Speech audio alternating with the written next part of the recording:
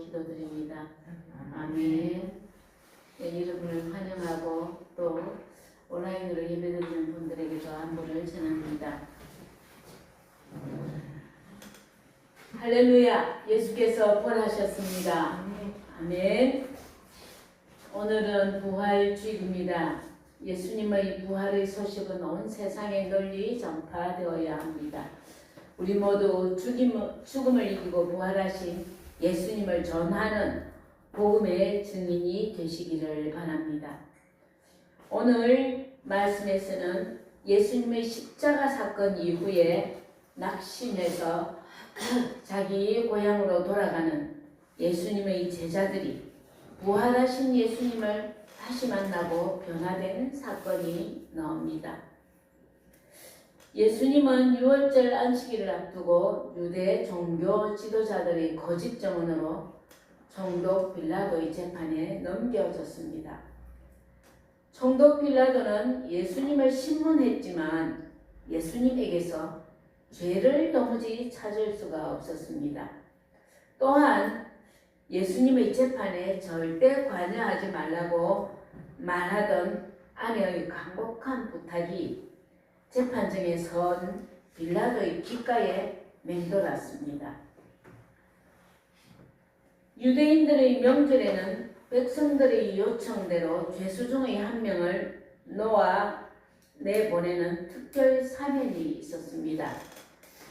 빌라도는 예수님을 놓아주기 위해서 나름의 방편을 찾았습니다. 대제사장과 관리들을 모아놓고 명절에 죄수 중 한 사람을 풀어주는 관습대로 이번 6월절에 예수님을 사면하겠다고 선언합니다. 그러자 온 성이 소동하기 시작했습니다. 무리들은 예수님을 십자가에 못 박고 차라리 바라바라고 하는 강도를 놓아달라고 요구합니다. 그 무리들의 요구가 어찌나 드세었던지 빌라도는 이러다가 혹시 폭동이라도 일어나지 않을까 하는 두려움에 사로잡힙니다. 식민지에서 폭동과 같은 사태가 일어난다면 빌라도에게 정치적인 입지를 매우 위태롭게 하는 사건이 됩니다. 그렇기 때문에 빌라도는 어쩔 수 없이 예수님을 십자가에 못 박게 하는 사형 판결을 내립니다. 예수님은 사형 판결을 받고 십자가에서 못 박혀 죽으셨습니다. 당시에 십자가의 형은 아주 흉악한 죄수들에게 행해지는 몹시도 고통스러운 형벌이었습니다. 그러나 예수님께서 이전에 제자들에게 말씀하셨던 대로 예수님은 사흘 만에 다시 살아나셨습니다. 그날이 바로 부활절입니다. 예수님을 찾아서 예수님의 시신에 향품을 넣으러 무덤을 찾아갔던 여인들, 또 그 여인들이 전한 소식에 무덤까지 달려갔던 제자들도 예수님의 빈 무덤을 보았습니다. 그 사람들 중에는 천사들로부터 예수님이 부활하셨다는 소식을 들은 사람도 있고 또 부활하신 예수님의 모습을 본 사람들도 있었습니다. 예수님의 빈 무덤을 보았던 제자들이지만 천사가 전한 말도 들었던 제자들이지만 큰 충격과 상실감에 빠진 제자들은 도저히 그 소식을 믿을 수가 없었습니다. 예수님을 따라 6월절에 예루살렘으로 올라왔던 무리들도 이제 6월절이 지나자 모두 흩어져서 자기들의 집으로 발걸음을 옮겼습니다. 각각 자기들의 고향으로 돌아가는 것이지. 사랑하는 성도 여러분, 그들의 발걸음은 실패와 낙심의 발걸음이었습니다. 그런 실패와 낙심한 이들의 발걸음에 주님께서 동행해 주셨습니다. 누가복음 24장에는 예루살렘을 떠나 집으로 돌아가는 무리들 중의 두 사람에 대해 기록하고 있습니다. 오늘 우리가 읽었던 말씀 바로 앞에 나오는 내용입니다. 두 사람 중 한 사람의 이름은 글로바라는 사람으로 소개되고 있습니다. 엠마오라는 마을로 가면서 그 두 사람은 슬픈 얼굴로 아주 깊은 대화를 하며 갑니다. 명절을 지내러 예루살렘으로 왔던 많은 사람들이 무리지어 자기들의 집으로 돌아가는 길이었습니다. 그 두 사람이 걸어가는 길에도 같은 방향으로 걸어가는 또 한 사람이 있었습니다. 그들과 함께 걷고 있는 사람은 바로 부활하신 예수님이었습니다. 그러나 이 두 사람은 그분이 부활하신 예수님인 줄은 꿈에도 알지 못했습니다. 예수님은 그 두 사람에게 말을 걸어옵니다. 너희가 길을 걸어가면서 서로 주고받는 그 심각한 이야기가 도대체 무엇인가? 물으셨습니다. 이 두 사람은 예수님이 십자가에 못 박혀 죽으신 사건에 대해 말합니다. 온 예루살렘이 떠들썩한 나사렛 예수의 일을 어째서 당신만 모르신단 말입니까? 우리 모든 백성에게 존경을 받고 능력 많으신 선지자께서 십자가에 못 박혀 죽었습니다. 우리 대제사장과 관리들이 그분을 사형 판결에 넘겨주어가지고 십자가에 못 박았습니다. 우리는 이분이 우리 이스라엘을 구원할 자라고 굳게 믿고 있었습니다. 그런데 이 일이 일어난 지가 벌써 사흘째입니다. 또 우리 중에 어떤 여자들이 새벽에 무덤에 갔다가 시체는 보지도 못하고 예수님이 살아나셨다는 천사들이 그곳에 있었다고 말했답니다. 우리 중에서도 두어 사람이 무덤에 갔는데 여자들이 말한 것처럼 무덤은 비어 있었다고 합니다. 여하튼 어찌 이럴 수가 있습니까? 우리는 너무도 절망적이라 이 슬픈 마음을 어찌할 줄 모르겠습니다. 그 두 사람이 예수님에게 말한 이야기입니다. 사랑하는 성도 여러분, 엠마오로 가는 두 제자 이야기는 모두 있었던 일입니다. 사실입니다. 그런데 이들은 주님이 부활하셨다는 것을 왜 믿지 못했을까요? 우리는 여기서 중요한 것을 깨닫습니다. 여러분은 믿을 때 눈으로 보이는 것만 믿으십니까? 눈에 보여지는 것이 다 진리일까요?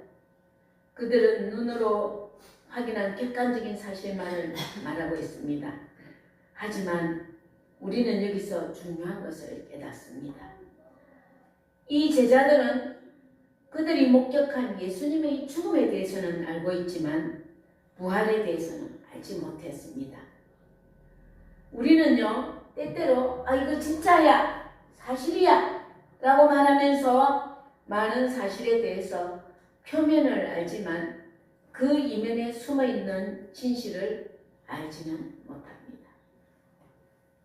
여러분, 우리도 인생에서 이 제자들처럼 바라고 기대하던 것이 무너져 버려서 낙심하는 순간이 있습니다.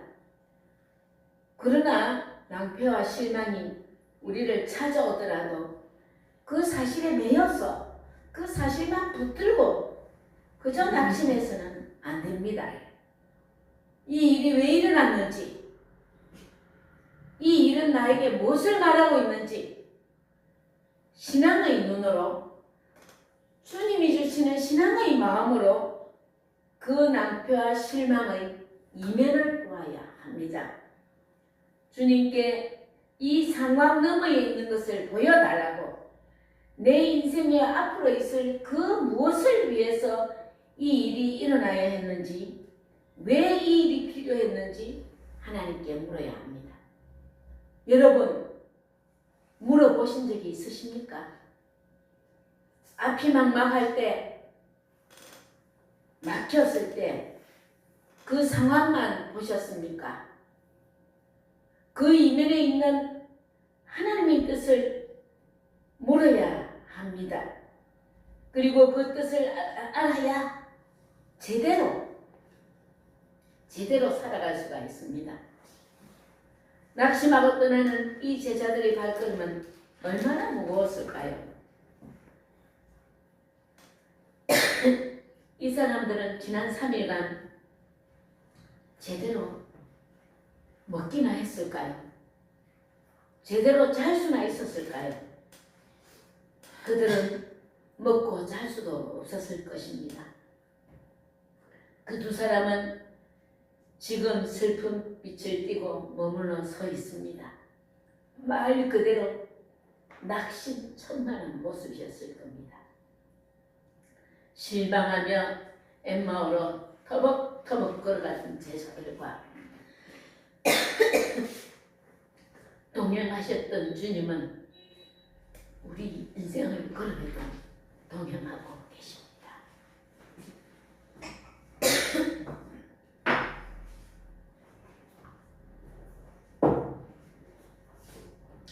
엠마오로 향하던 두 제자는 예수님의 부활의 소식을 들었지만 믿지 못했습니다.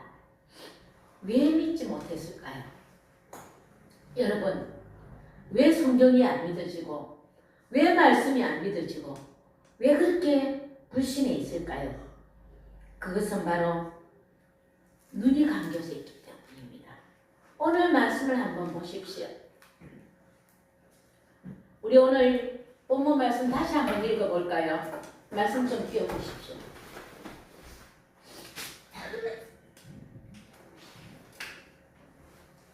그리스도가 시작. 그들이 서로 말하되 길에서 우리에게 말씀하시고 우리에게 성경을 풀어주실 때 우리 속에서 마음이 뜨겁지 아니하냐고. 그런데 그 앞에 말씀은 그들이 눈이 밝아져 그인 줄 알아보더니 이렇게 말하고 있습니다. 눈이 밝아져서, 여러분, 눈이 가려져 있으면요, 부활하신 예수님이 내 앞에 나타나도 보지 못합니다. 볼 수가 없습니다. 왜 그토록 믿음의 눈을 뜨지 못하는 것일까요? 영의 눈을 떠야만 하나님의 은혜가 깨달아지고 부활의 신비가 깨달아집니다. 여러분, 부활절이 여러분에게는 어떻게 다가오십니까? 엠마오로 향하던 두 제자는 예수님의 부활의 소식을 들었지만 믿지 못했습니다. 바로 옆에 예수님이 계셨지만 그분이 예수님인 줄 알지 못했습니다. 예수님은 그들과 동행하시며 그리스도에 대해 기록된 모든 성경 말씀을 풀어서 가르쳐 주셨어요. 예수님은 그리스도의 고난과 부활의 영광에 대해서도 말씀해 주셨습니다. 말씀을 듣던 그들은 예수님을 모시고 마을로 유숙하러 들어갔습니다. 예수님이 떡을 떼어 축복 기도하시고 그들에게 나누어 주시자 비로소 그들은 지금까지 함께 걷던 분이 부활하신 예수님인 것을 깨닫게 됩니다. 여러분들에게도 이런 은혜가 있기를 주님의 이름으로 축복합니다. 아멘. 15절 16절에서 예수님이 곁에서 함께 길을 걸었지만 제자들은 예수님을 알아보지 못했습니다. 그들의 눈이 가려져서 알아보지 못했다고 성경은 말하고 있습니다. 31절에서는 그들의 눈이 밝아지고 나서야 비로소 자신들과 식사하던 분이 예수님이신 것을 알게 되었습니다. 사랑하는 성도 여러분, 여러분 오늘 눈을 뜨고 이곳까지 걸어오셨지요? 눈이 잘 떠지십니까? 잘 보이십니까? 육의 눈이 아니라 영의 눈을 떠야만 비로소 보이는 것들이 있습니다. 엠마오를 향하던 제자들처럼 오늘 우리 곁에도 함께 걸으시면 하나님의 말씀을 깨닫게 해주시는 성령님이 계십니다. 내가 떠나는 것이 너희에게 유익이다 하신 주님의 말씀은 바로 보혜사 성령을 우리에게 보내신다는 약속의 말씀입니다. 성령께서 오시면 우리의 가려진 눈을 밝혀주십니다. 그리고 우리에게 말씀을 깨닫게 하십니다. 그때서야 비로소 우리도 부활하신 주님을 제대로 만나게 되는 것입니다. 보이지 않는다면, 들리지 않는다면 눈을 뜨기를 사모하십시오. 주님은 우리와 늘 함께 계시지만 우리의 눈이 가려져서 부활하신 주님을 알아보지 못하는 것입니다. 사랑하는 성도 여러분, 살아계신 하나님 부활하신 예수님을 만나야 하지 않겠습니까? 주님께 간구합시다. 어두운 내 눈을 밝혀달라고 간구합시다. 내 눈을 밝혀서 내 곁에 계신 주님을 볼 수 있도록 간구합시다. 주님을 만나면 지금까지 깨달아지지 않던 것이 깨달아지고 진리에 눈을 뜨게 됩니다. 오늘 말씀을 한번 보십시오. 오늘 말씀에 보니까 우리에게 성경을 풀어주실 때에 우리 속에서 마음이 뜨겁지 아니하더냐 하고 말씀하고 있습니다. 오늘 성경은 우리 속에서 마음이 뜨거워졌다고 제자들이 간증하고 있는 말씀입니다. 그 다음 말씀을 한번 보십시오. 오늘 성경 말씀의 바로 뒤에는 곧 그때로 일어나 예루살렘에 돌아가 보니 라고 나옵니다. 부활하신 주님을 만난 두 사람, 엠마오로 향하여 가던 두 사람은 그 즉시 발걸음을 바꾸었습니다. 엠마오를 향하던 제자들은 엠마오로 이제 가지 않습니다. 그들이 떠나왔던 예루살렘을 향하여 다시 돌아갑니다.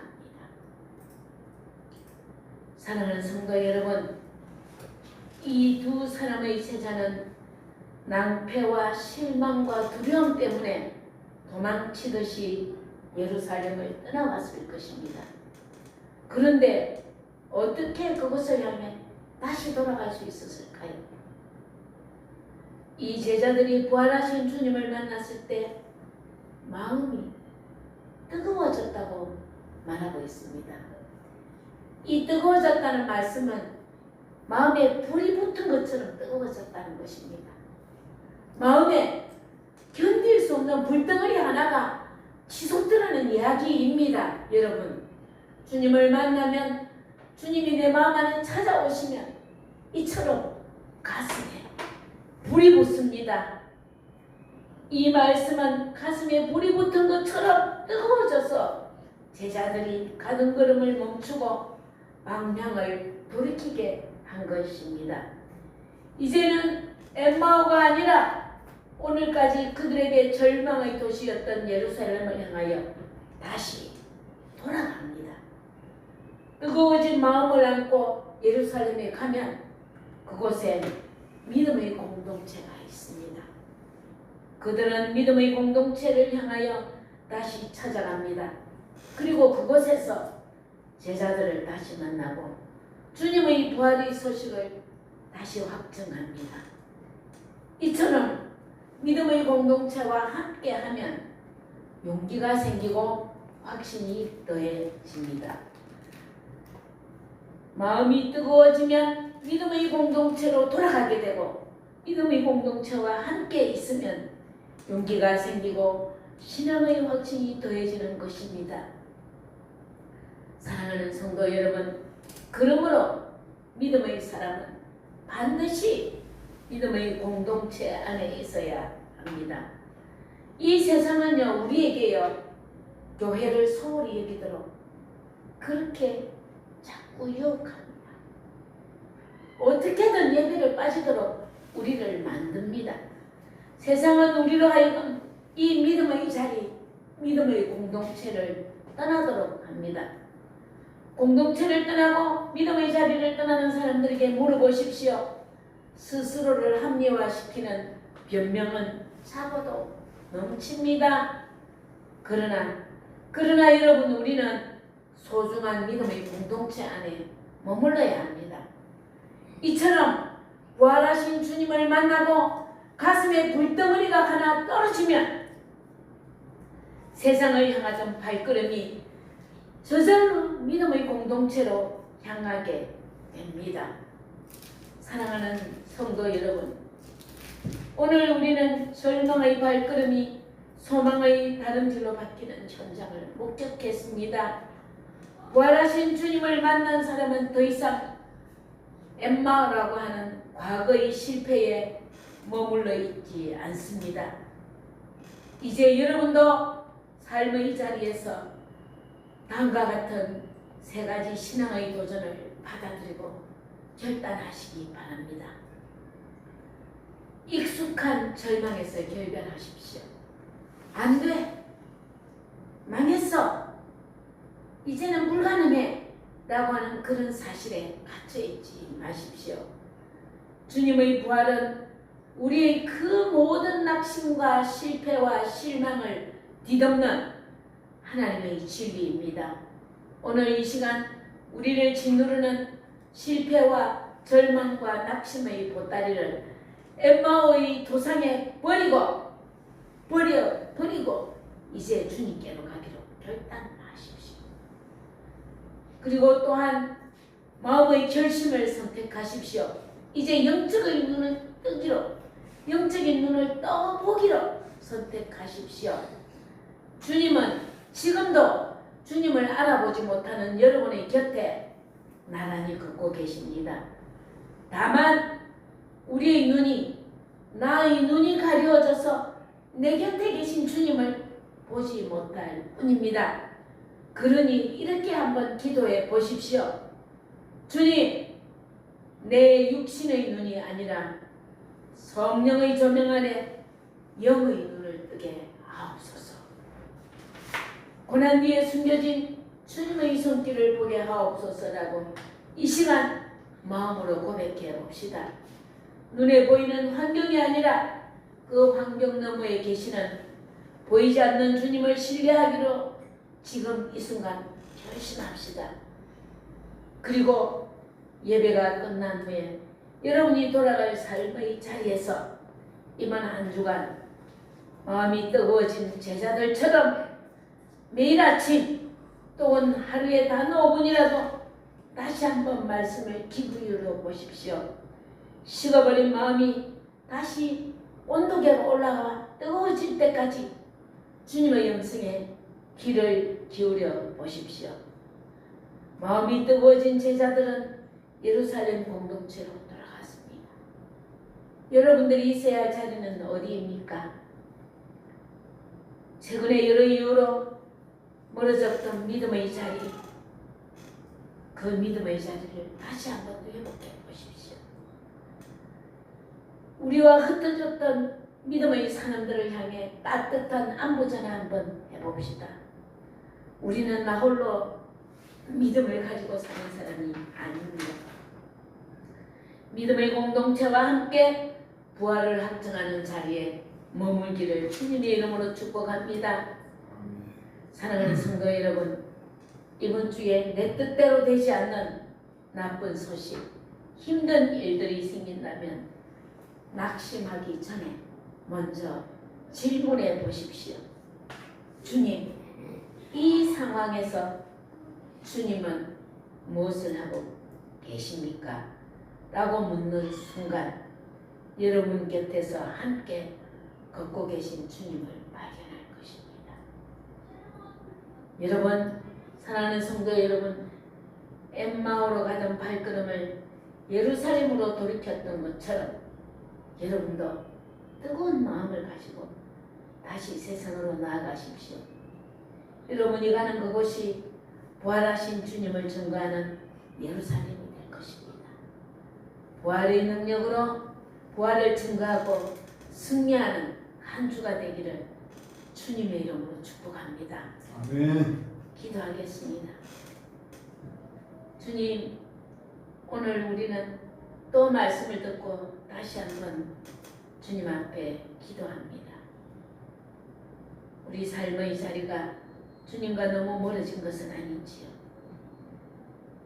엠마오에서 다시 예루살렘으로 돌아갔던 그 제자들처럼 우리의 가슴이 다시 한번 뜨거운 불이 붙게 하시고 우리 곁에 계신 분이 주님이신 줄을 알게 하시고 그 발걸음 돌이켜 믿음의 공동체를 소중히 여기고 믿음의 자리를 저버리지 않는 우리가 되게 하옵소서.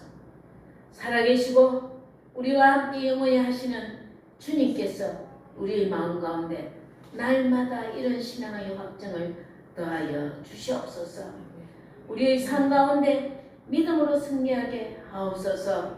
부활의 증인이 되게 하옵소서. 예수 그리스도 이름으로 기도드리옵나이다. 아멘.